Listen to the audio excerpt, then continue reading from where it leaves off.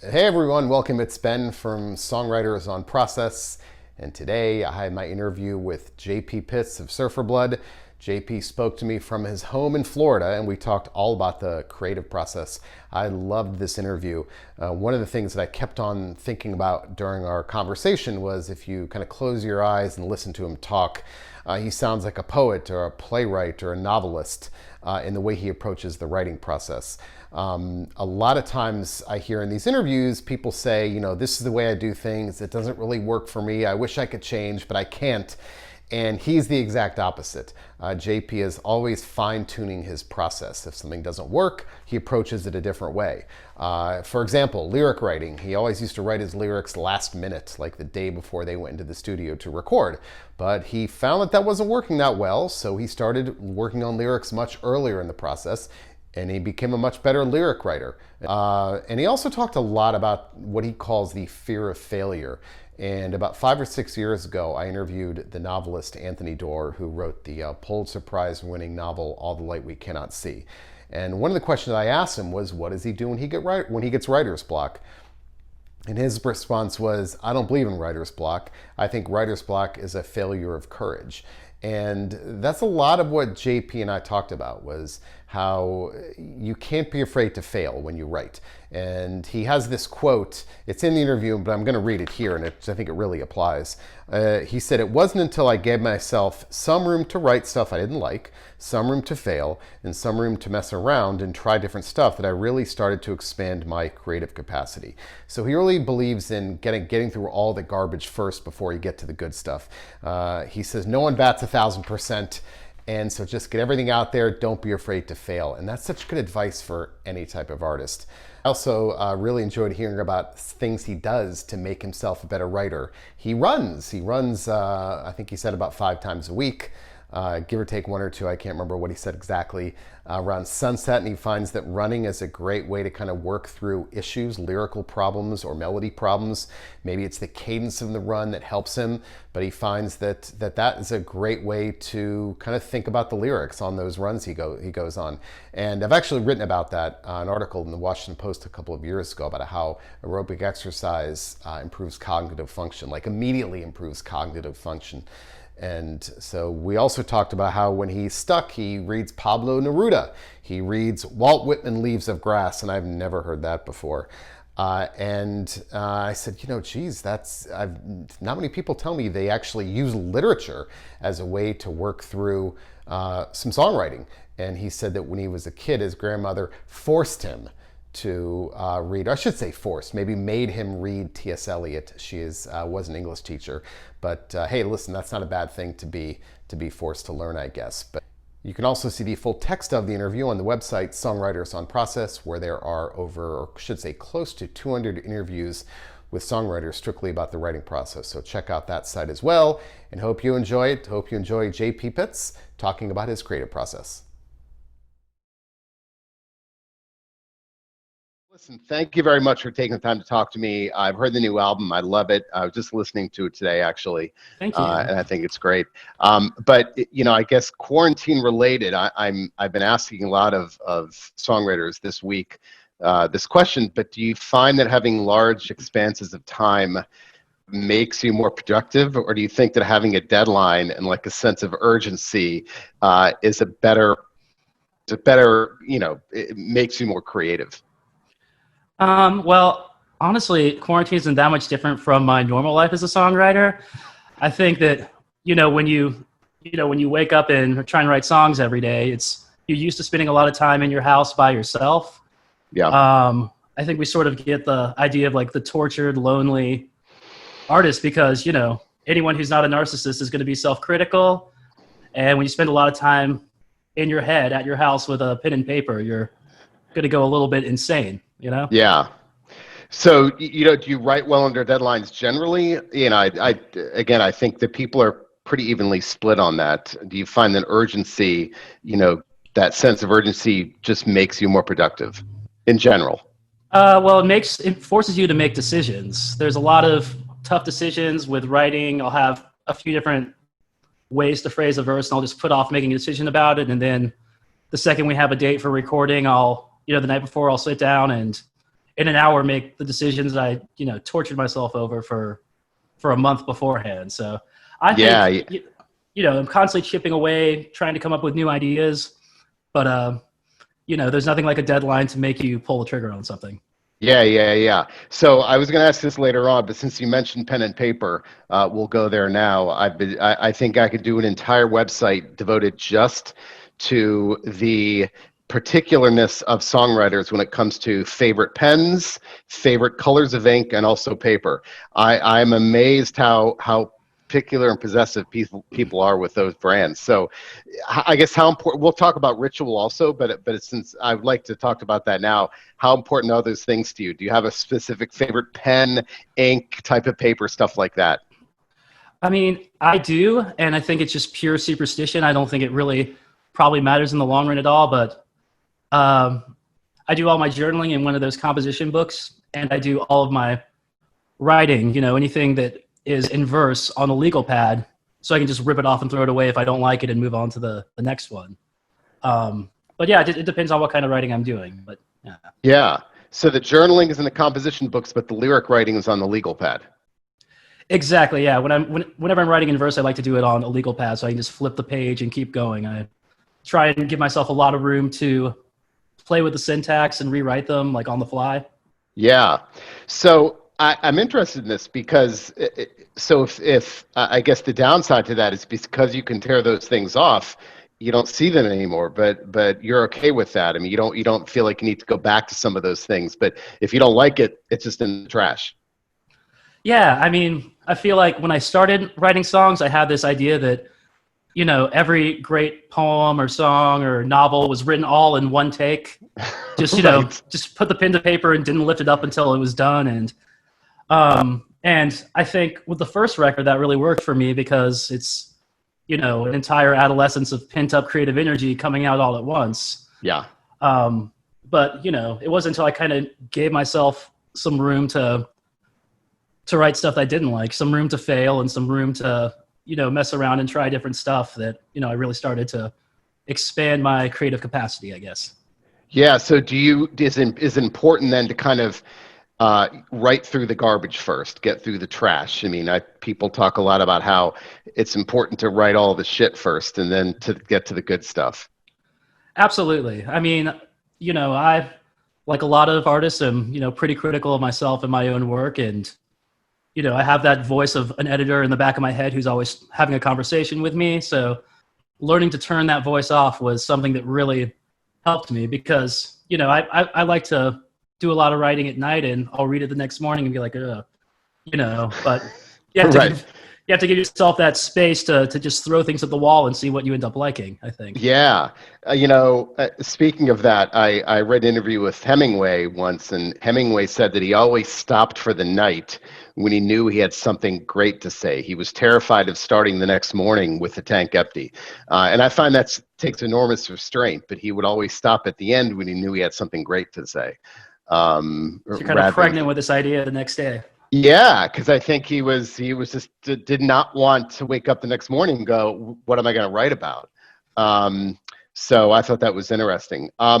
So the ritual, you mentioned superstition, and I want to talk about ritual because I'm interested in the rituals of just writers in general. So when you write, is there a certain maybe time of day, certain place, certain things you have to have with you? Have you ever thought about that? Like, do you have a specific writing ritual?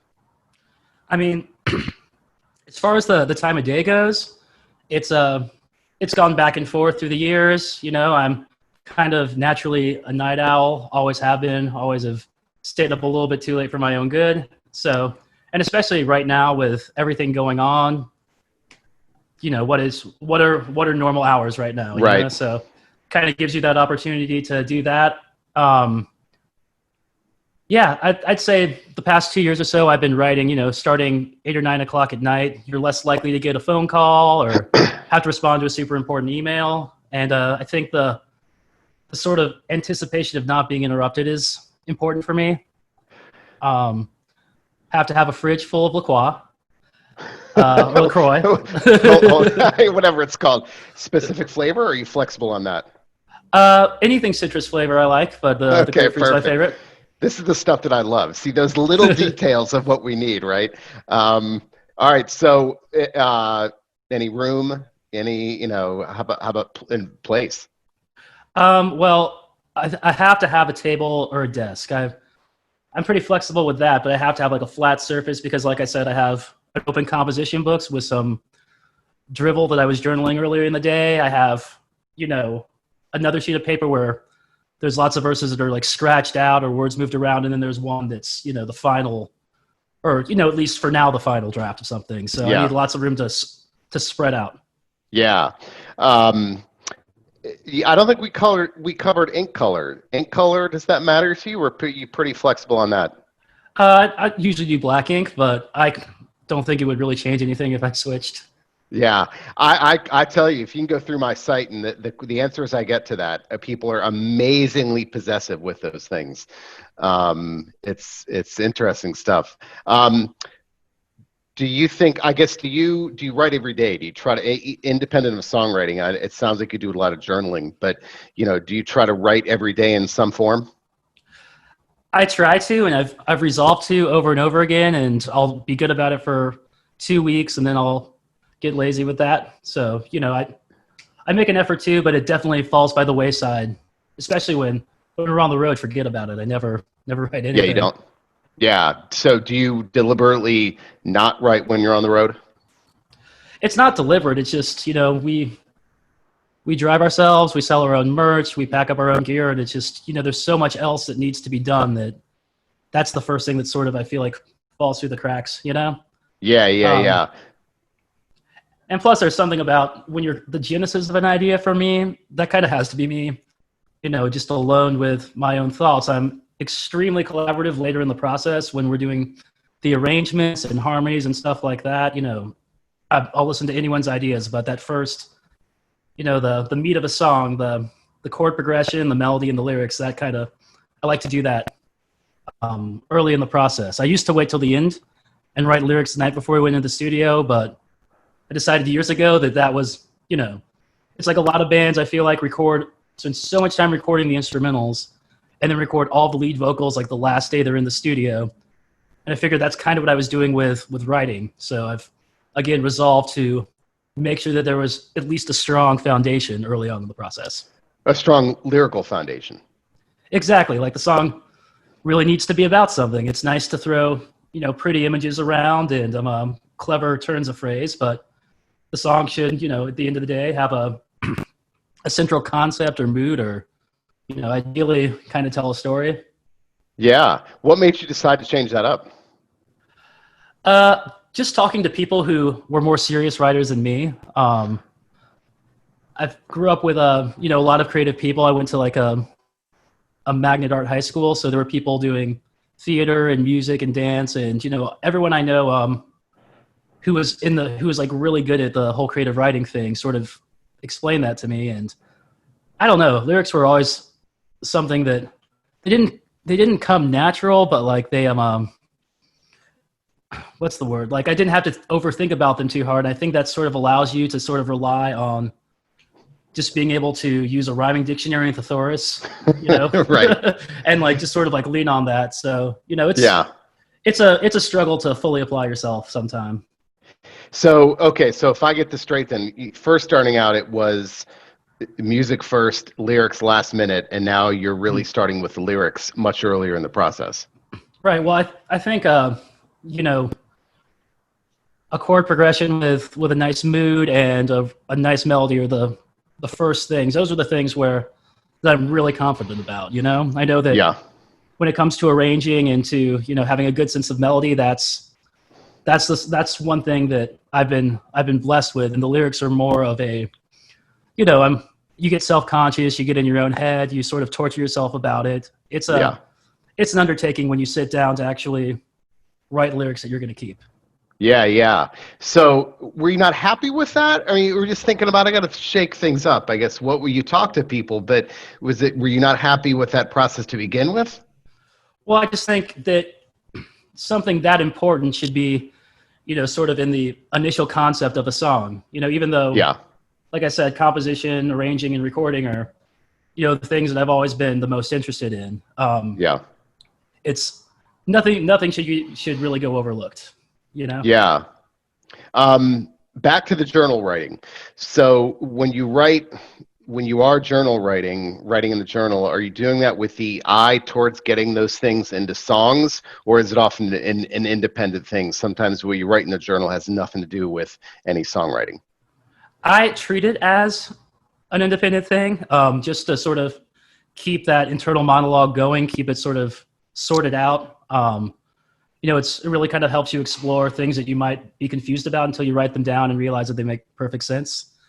I will, if I need help getting started on something, I will open it up and flip through it and try and find something off the top of my head that I'm like, that I could turn into a song, but Yeah. I don't rely on it. Yeah. Do you how I was listening to someone talk recently about how boredom is a necessary component. I think it was it was Don Henley from the Eagles, and I think I read an interview with him or heard an interview with him, and he said how many songs have come to him while he's loading the dishwasher. Whether or not he actually does his dishes, I'm not sure about that, but still, I guess is how often is boredom as a component to creativity. And I've heard writers say this too, that boredom is a necessary element to that really, if you overthink these things or think about these things too much, but songs come to these people at inopportune times. Right. Yeah. Does that happen with you ever? Oh yeah. All the time.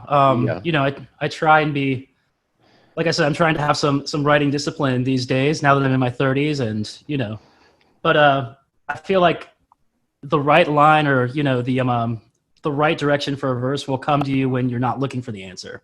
If you're actively like digging through your mind trying to find it, it won't come. And then like I said, I like to break up and go for a run right around sunset, and something about the rhythmic pitter patter of the feet, I'll start going through like the verse that I never finished and sort of abandoned early in the day, and just the pure rhythm of it will make me think about it over and over again until it just falls into place. Yeah. So let's talk about that running. I actually wrote an article in the Washington Post a couple of years ago about the effect that aerobic exercise has on creativity. There's a lot of research behind that, actually, that some kind of aerobic exercise, it can be running, can be treadmill, can be biking, anything like that. There are certain chemicals that get released during aerobic activity that have an immediate effect for about 90 minutes on the brain with something called BDNF, which is brain-derived neurotrophic factor. So there's actually evidence behind that. And I've heard people say that as well with the exercise. So let's talk about that. So I guess, how long have you been running? Do you use, we'll start with that. How long have you been running? Well, about 2 years now. I went to the doctor a few years ago and found out that my blood pressure is higher than it should be. And I'm like, well, there's an easy way to solve this problem, and learn to really enjoy it. And I know exactly what you're feeling. There's that little window of time after your run where you feel invincible. You feel just really lucid. Yeah, it's great. Yeah, I mean, there's research behind it. They put people on treadmills, and for like 20 or 25 minutes. Up to a certain heart rate, doesn't have to be that high, and they administer them tests, and those people, cognitive tests, those people actually always score higher on those tests than people who did not exercise. I guess I use it a lot as a problem-solving time, maybe if I'm in a rut with writer's block or something like that. So do you try to really use that time as you run as a time to kind of work those things through? Yeah, for me, just any kind of motion. I pace all over the house. Like when I'm writing, when I'm thinking of the next idea, that helps me think too. There's something about movement and that kind of helps free up the brain to think about things, to go in any direction it needs to go. And I kind of feel like writer's block is one of those things where, again, you kind of have to just warm up that muscle too. Yeah. And I feel like a lot of people, again, have this idea where they're afraid that they're going to write, a verse they don't like, and, there's, it's kind of fear of failure type thing. So it's funny you say that because it's great because my follow-up to that was going to be I interviewed Anthony Doerr a couple of years ago. He won the Pulitzer Prize for fiction for this book called All the Light We Cannot See. It was a novel, and I asked him about writer's block, and he said he doesn't believe in writer's block. He called it, I remember his words exactly, he called it a failure of courage. Yes. And it's funny, if you talk to a lot of, I'll say, traditional writers, the novelists, they don't really buy that kind of stuff. And you said fear of failure, I think, which I think is almost the same thing. So so is that something you don't really, maybe talk about what you mean by that? Well, I mean, I don't know. Like I said, when I started writing songs, again, I've been, playing guitar and since I was in high school, and I feel like everything just flowed out because it was every good idea I had on one record. And then I remember the first time I wrote a song I definitely didn't like, definitely didn't want to show to anybody. And in a way, it was like a huge weight lifted off your shoulders because it's like, oh, wait, that's okay because the worst thing that ever happens is never sees the light of day. Yeah. And I think that really freed me up because no one's going to bat 1,000. No one's going to sit down and, write, the next Beatles album, like just in one take. And that was probably the most liberating thing for me that I've learned in the past 10 years, someone who, sometimes dreads, having to come up with lyrics for a whole record, So yeah, I feel like you actually almost copied his answer word for word because I think what he said, I remember what he said so well. If something like, don't think that anything you say is so important that the entire world is going to see it or react to it, And I think his whole thing was just, you're not going to bat 1,000. Don't worry about it. But that idea that no, you're not that important. Nobody's that important, right? Don't think that what you say is going to be for the entire world to see.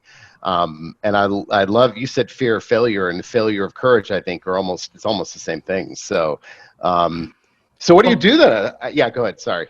Well, for me, there's always this, it feels like this mountain you're climbing. Like the scariest feeling in the world is sitting in a room with no ideas, a legal pad and an acoustic guitar. And then, there's going to be some growing pains, like taking this from just the kernel of an idea into something else. It's like this little tiny nugget of an idea that only you can see and nobody else even knows it exists yet. And then at some point you get to the top of the hill, and the best feeling in the world is looking at a cohesive song with a nice melody that, you could go into the studio tomorrow and record it. That's, and it's a journey to get there, and sometimes a painful journey, but the end is worth the struggle. Yeah. So the running then, do you also use the run to maybe work out lyrics in your head that you had with you when you started? Like I find for me, I go to try to solve a problem on those runs. So does that happen with you as well, where you kind of work things out in that space? Absolutely. But you always have to have something to work out in the first place, Yeah. You have to have taken those first baby steps to hit that brick wall and then need a problem to solve. And I think that's really helpful for helping you break through that wall, for sure. Yeah. There's a book called The Friendship by Adam Sisman, and it is a book about the relationship between the friendship between to the two romantic poets, Wordsworth and Coleridge.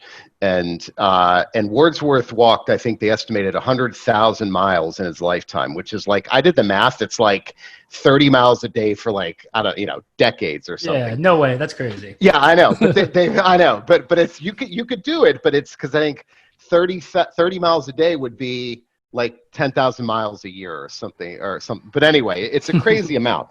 And they both walked a lot. He preferred flat terrain. Coleridge preferred rocky terrain. But Wordsworth would work out all of his poems on these walks. And he would revise them on his walks as well, often in his brain. He had a photographic memory, and he wouldn't come back home until he had finished it in his mind. But he used that walking time to actually create.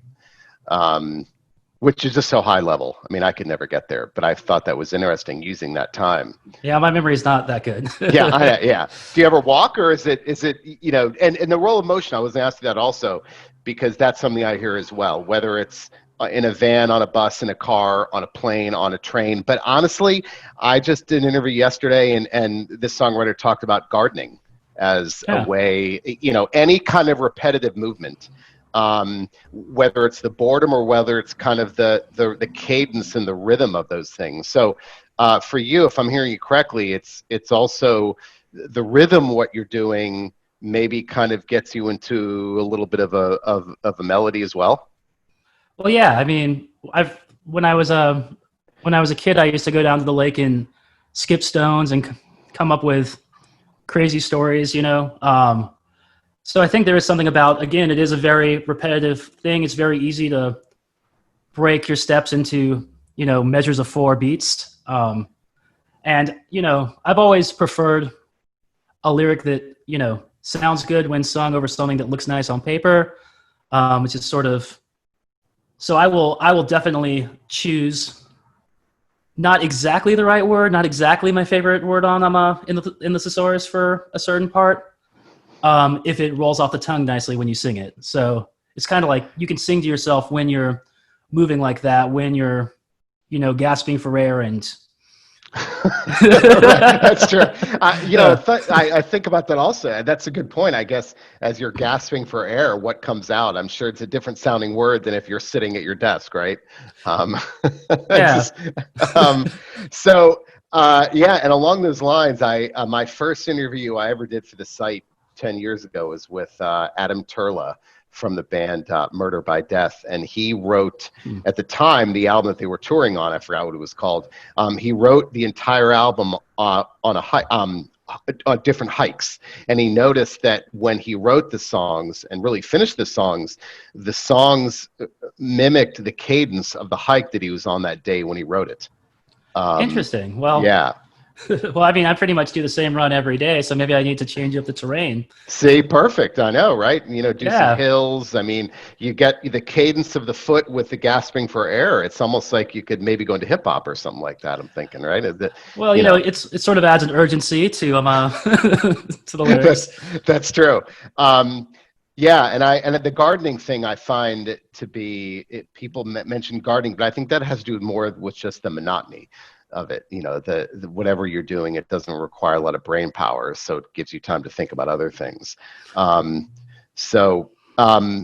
You mentioned a couple of minutes ago melody, and Elena Moore from the band Tennis, she's a good friend of mine, and we were talking a couple of weeks ago when she told me how melody, I think her words are melody is God. I mean, she privileges melody over everything else. So when it comes to lyric writing, then, and I interviewed Paul Banks from Interpol, and he told me the same thing like 5 or 6 years ago, that he will absolutely change a word for the sake of the melody, even if it means changing the line and changing the meaning of the line, because melody rules. And I think that sounds like you're doing that as well. Is that right? Yeah, I mean, I usually come up with the melody first. I sort of have an idea of what I want it to be, and I sort of mold. I know what I want the song to be about, but I sort of mold the way the phrases are structured around what the melody is. Everything sort of, plays second chair to that. Yeah. For sure. Yeah. Do you revise a lot of your lyrics then? You a heavy reviser? I've started to become a heavier reviser, and sometimes nothing needs to be revised, but I'll at least take a second look, and sometimes I end up taking something apart and putting it back together differently, and those are always the songs that get buried in the track listing usually, because the best songs just come to you naturally and effortlessly, and some things, when you kind of have to Frankenstein them together, that's usually not the best sign, but I've had good results that way too. Frankenstein, never heard that before. Frankenstein them together. I've never heard Frankenstein as a verb. That's pretty good. Yeah, when you're just basically assembling maybe disparate components that don't belong together. Yeah. But you can have eclectic results that way, or you can have something that's doesn't make any sense to anyone. So yeah. Do you are some of your songs, I guess, are they mixes and matches of things? Are you maybe pulling in a lyric here and match it with this melody here if things aren't working, even if they are working? But do you find that some songs tend to be mixes and matches of different parts from journals and different melodies and riffs and stuff like that? Fortunately, I don't have to resort to that too often, but I don't know. Yeah, I do challenge myself. So I get bored pretty easily, which, you know, I know our fans lament because everybody wants consistency and something that they can turn on the Surfer Blood record and it's reliably like the last one. But Yeah. I don't really do that because my mind wanders too much. And, you know, so for this record, there's a few songs that are actually like narrative. I was always a big fan of Bell and Sebastian and how that guy could tell a story that was very, very literal, you know, all up to like describing like an outdoor setting or something. Yeah. And still so musical. And there's a song on the new record called Summer Trope that tells not a complicated story. It's only 3 verses, but that is something new for me, is to, instead of trying to describe like a moment in time or an emotion or a conflict, it's actually like telling story. I'm pretty proud. That's a big step for me. That's something I don't usually try to do. Yeah. So what made you decide to do that? Just wanted to try something else, something different? Yeah, something different. And I felt like the song sort of, you know, it was a very verse, chorus song, you know, sort of the dynamics of it, you know, the classic loud, quiet type thing. Yeah. And I feel like, well, something, if this is going to keep going back and forth between these two parts, something needs to be moving it along. I'm like, well, the obvious answer would be narrative, but, you know, that sounds hard, so never mind. Right. Right. So, yeah. So was it a hard song to write? it was harder because it was one of the ones where I knew what I wanted to say and I knew it like looked good on what would look good if I were reading it on paper. And it was just very hard to fit the words into the phrases. So that one I sort of had to, you know, tighten up at the end a little bit, but. Yeah. What song on the album was you know, people love these stories, but is there a song on the album that stood out as being the easiest to write, just effortless? The last 2, which are actually both long and lyrics that are, you know, pretty, I feel like have some depths to them, you know. Yeah. Not too many oohs and ahs. That would be Doer and Rose Bowl. Or what made him easy to write? Just one sitting or just, you know, everything just happened to be there, just fall into place? Well, they were both ideas that were very tangible to me. You know what I mean? I wasn't really stretching. It was like, you know, they were both sort of feelings I could like sort of taste in my mouth before I even like put a pen to paper. One's about my father and one's about my ex-girlfriend, and don't get me started on either one because I can go on and on. So we won't. Don't worry. I told you we're going to talk about different stuff. Don't worry. Yeah. So I think again, it's just nice when things fall into place. I wish that happened all the time, but you can't rely on that, and you can't give up when it doesn't happen either. Yeah. So did you write them in one sitting, or they were easy because you just had so much already to write about? I think it's because they were. I wrote them both in one sitting, and I already had like some very strong melodic ideas that were, you know, kind of lent themselves to, to like writing something that's dense. You know what I mean? Sometimes you have a phrase where you have so much you want to say, and there's only enough room for 4 or 5 syllables right there. You know, yeah. And these were, you know, they're both a little bit slower tempo, so you can fit more syllables in between the beats, and just kind of, it just came naturally. One sitting, tried to revise them, but didn't want to change anything. Oh, really? Okay. So love it when that happens. Yeah. So was the hardest song on the album to write? Was it the narrative? Did another one maybe stand out as being just the most difficult one to write that maybe you wanted to just give up on? Well, I wrote one song where I ventured into sensitive current events. I wrote that Parkland song about obviously the school shooting. Sure. 40 miles south of here, and I feel like that one, you know, I just wanted to do something that came across as sincere because it's inspirational when people are able to, you know, take their pain and turn it into something positive and something so, you know, that everyone all over the world is going to see. But because of how touchy the subject matter is, you know, I definitely didn't want to come across as insensitive or like I was giving a book report about it. So that's a hard tone to strike, kind of. Yeah, I guess because it's been written about so much. I mean, maybe not in songs, but at least in the, you know, with in the news and things like that. So maybe how do you say something that's different? I say something that's different, doesn't seem contrived, and at the same time isn't just like, you know, like I don't know. I feel like there were a lot of songs written about school shootings in the 90s that did not stand the test of time well. So yeah. All right, 2 more questions. One, when it comes to your ideas, journaling, do you have I imagine that you keep all those old journals, right? You have all those old journals with those that you've written in? I've lost a couple in various moves, but I try and keep them around, like hidden way in the back of a closet where no one could ever find them, because I would be absolutely mortified if someone did. So do you use those when things aren't happening? Go back to those? Do you have discarded ideas? I guess two-part question. Do you sometimes go back to those when you need to? And then along with that, do you, when songs aren't happening, do you discard them for later, or do you feel like, it just wasn't happening, it's probably not going to ever work out?